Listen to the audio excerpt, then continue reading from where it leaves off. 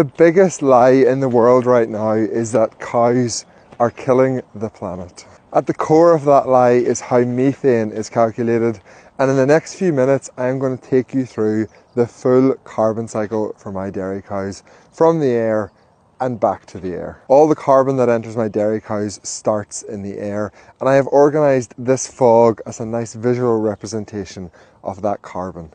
Let's take 10 carbon atoms from the air and follow their journey through one of my dairy cows. The grass in my field uses photosynthesis. That's a hard word to say. Photosynthesis. Grass uses photosynthesis to pull carbon out of the air and store it as energy in the form of carbohydrates and proteins. So when my cows come in here in a few weeks to graze this field, they will eat the grass and they will take up the carbon.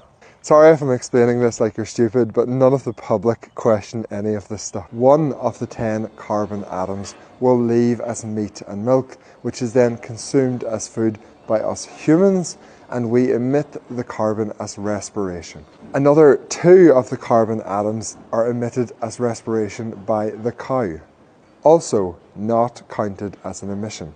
The remaining 7 carbon atoms are digested in the rumen of the cow by bacteria. The bacteria inside the cow's rumen takes the remaining 7 carbon atoms and converts them to methane through the bacteria's version of respiration. So respiration from the human, not counted as an emission. Respiration from the cow, not counted as an emission. Respiration from the rumen, counted as an emission. But here's the thing, no matter how the carbon leaves the cow, it has all started in the same place, which is the air.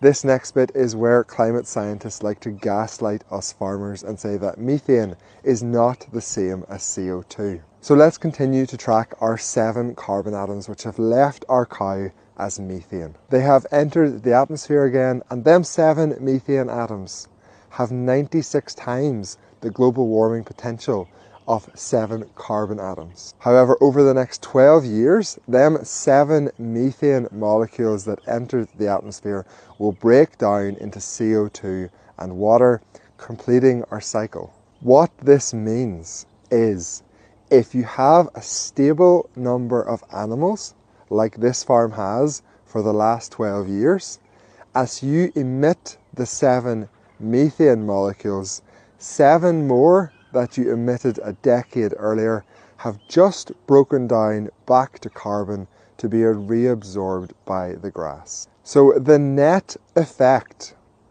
of the methane molecules emitted by my cows on global warming is 0. Factually, 0. And yet, in all the carbon calculations, them methane molecules are accounting for over 70% of my farm's emissions.